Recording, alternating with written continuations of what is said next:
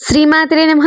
అందరికీ నమస్కారం అండి. ఈ వీడియోలో మనం మార్గశిర మాసంలో రాబోతున్న సంకష్టహర చతుర్థి, దీన్నే సంకటహర చతుర్థి అని కూడా అంటారు. మార్గశిర మాసంలో ఈ తిథి ఎప్పుడు వచ్చింది, పూజను ఎప్పుడు ఆచరించాలి, ఉపవాసం చేసేటప్పుడు పాటించవలసిన నియమాలేంటి, స్వామివారికి ముడుపు ఎలా కట్టాలి, మార్గశిర మాసంలో వచ్చే తిథి రోజున స్వామివారిని ఏ పేరుతో కొలుస్తారు, స్వామివారి పీఠం పేరేమిటి, అలాగే ఈ పూజని ఎవరెవరు చేసుకోవచ్చు, ఈ విషయాలన్నిటి గురించి అయితే ఈ వీడియోలో అయితే తెలుసుకుందామండి. వీడియోని ఎక్కడా స్కిప్ చేయకుండా పూర్తిగా చూడండి. మార్గశిర మాసంలో వచ్చే పౌర్ణమి నుంచి 4వ రోజు వచ్చే తిథిని సంకష్టహర చతుర్థిగా మనం చేసుకుంటాము. ఎటువంటి కష్టానైనా తొలగించే వ్రతాన్ని సంకష్టహర చతుర్థి అని అంటారు. అదనైనా అలాగే ఎంత పెద్ద కోరికనైనా ఈ పూజను చేస్తే ఆ గణేశుడు మన కోరికను తప్పక నెరవేరుస్తాడని నమ్ముతూ ఉంటారు. మనం ఏదైనా పని చేయాలనుకున్నప్పుడు పదే పదే ఆటంకాలు వచ్చి ఆ పనిని వాయిదా వేస్తున్నా, ఆ పని అవ్వట్లేదు అని బాధపడే వాళ్ళు ఈ పూజను ఆచరించి చూడండి, తప్పకుండా మీ కోరిక నెరవేరుతుంది. సంకష్టహార చతుర్థి తిథి ప్రతి నెలలో అయితే వస్తుందండి. అయితే ఈ మార్గశిర మాసంలో ఈ తిథి ఎప్పుడు వచ్చిందో తెలుసుకుందాము. ఈ చవితి తిథి 2025 డిసెంబర్ 7న ఆదివారం రాత్రి 10:58 ప్రారంభమై డిసెంబర్ 8 సోమవారం రాత్రి 20 నిమిషాలకు ముగుస్తుంది. అయితే ఈ మార్గశిర మాసంలో వచ్చే తిథి డిసెంబర్ 8వ తారీఖున సోమవారం ప్రదోష వేళలో ఈ తిథి ఉంది కాబట్టి సోమవారం అయితే 8వ తారీఖున ఈ పూజనైతే ఆచరించాలి. అయితే ఈ పూజను ఎప్పుడు సాయంత్రం వేళ ఆచరించాలండి. అయితే ఈ స్వామివారి పీఠం పేరు దుర్గా పీఠం, నామం పేరు అకురాత మహాగణపతిగా పూజలైతే అందుకుంటారండి స్వామివారు. అయితే ఈ పూజని ముందుగా విడిగా పీఠం ఏర్పాటు చేసుకొని ఈ పూజనైతే చేసుకోవాలండి. మీ దగ్గర వినాయక స్వామి పటం కానీ లేదా విగ్రహం కానీ ఉన్నా ఈ పూజలో ఉపయోగించవచ్చు.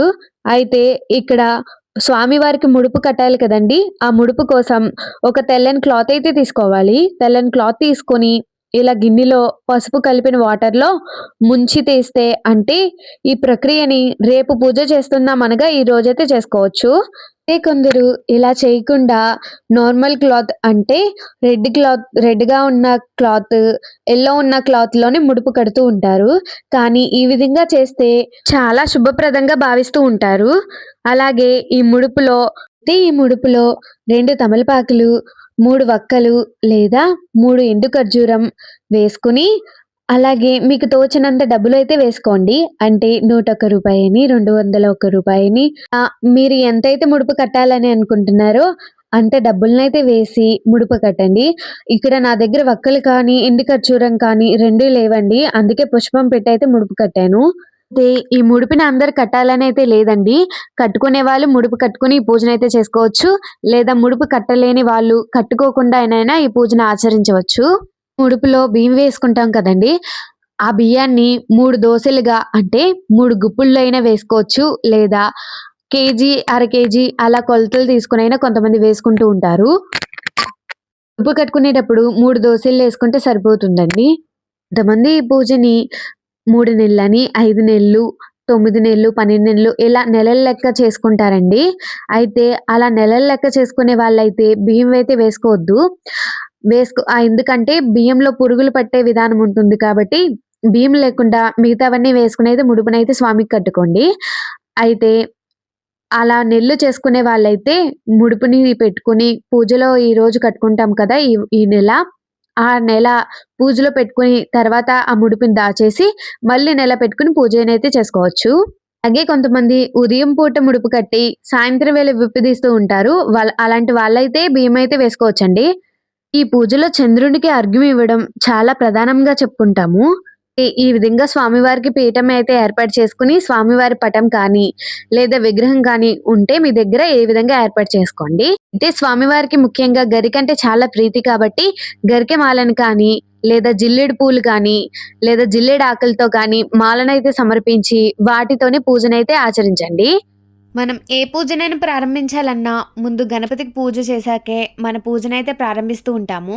ఈ స్వామిని ప్రత్యేకంగా పూజించేది ఈ సంకష్టహర చతుర్థి నాడు ఎవరి పనుల్లో విఘ్నాలైతే వస్తున్నాయో అలాంటి వాళ్ళు ఈ సంకష్టహర చతుర్థి నాడు వ్రతాన్ని ఆచరించి చూడండి. మీ పనుల్లో ఎటువంటి విఘ్నాలున్నా తొలగిపోతాయి. ఈ పూజకి ముఖ్యంగా పసుపు గణపతిని అయితే చేసుకోవాలండి.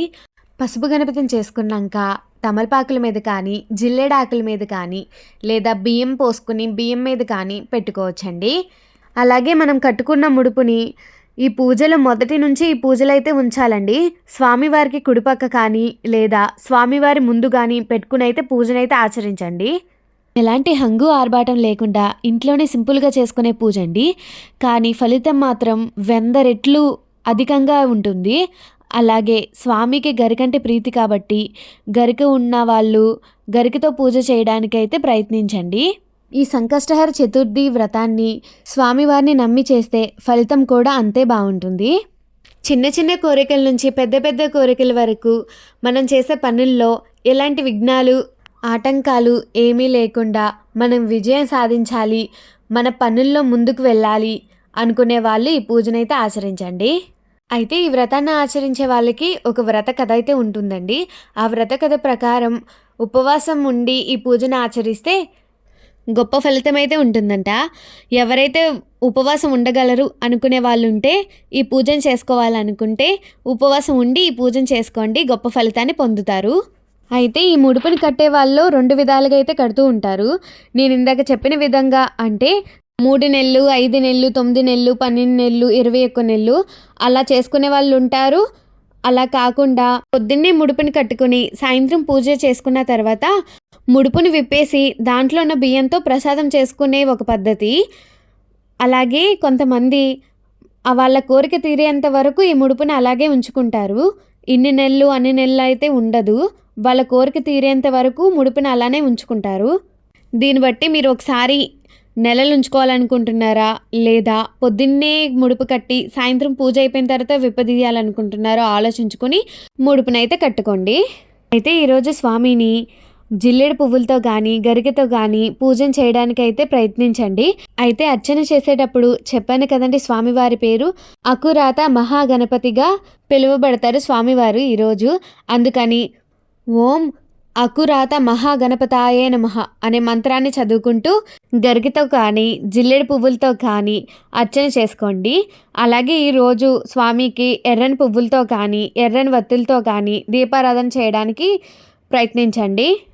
అయితే ఈ పూజని 8వ తారీఖు సోమవారం సాయంత్రం వేళలో పూజన చేసుకుంటారు. అయితే ఈరోజు చంద్రుడు ఆకాశంలో కనబడకపోయినా చంద్రుడు కనబడుతున్నాడు అని భావించి కొంతమంది ఆవు పాలను తీసుకుని కొంతమంది ఆ చంద్రునికి ఆర్ఘ్యం అనేది ఇస్తూ ఉంటారు. అలా కాకపోయినా కొంతమంది ఉత్తి నీళ్ళతో అయితే ఆర్ఘ్యం ఇస్తూ ఉంటారు. అంటే నీళ్ళల్లో పసుపు కుంకుమ కొంచెం అక్షింతలు ఒక పుష్పం వేసి ఆర్ఘ్యం అయితే ఇస్తూ ఉంటారు. చంద్రుడికి ఆర్ఘ్యం ఇచ్చినప్పుడు దోసెల్లో 3 సార్లు నీళ్లు కానీ పాలతో ఇచ్చినా సరే దోసెల్లో 3 సార్లు వేసుకుని ఆ చంద్రుడు వంక చూస్తూ ఆకాశం వైపు చూస్తూ నీళ్ళనైతే వదలాలండి. ఈ నీళ్లు కింద అయితే పడకూడదండి. ఏదైనా మొక్కల మధ్యలో అయితే పడవచ్చు, కానీ కింద మాత్రం పడకూడదు నేలపైన. అలా నేలపైన వేయాలనుకున్నప్పుడు నేలపైన ఒక ప్లేట్ అయితే పెట్టుకుని కింద అప్పుడు నీళ్ళనైతే వదలండి. అప్పుడు కింద పడకుండా ఉంటాయి. అలా చంద్రుడికి ఆర్ఘ్యం ఇచ్చేసిన తర్వాత నమస్కరించుకుని తర్వాత లోపలికి వచ్చి స్వామికి కూడా నమస్కరించుకుని స్వామివారి ప్రసాదాన్ని స్వీకరించి ఉపవాసాన్ని విరమించాలండి.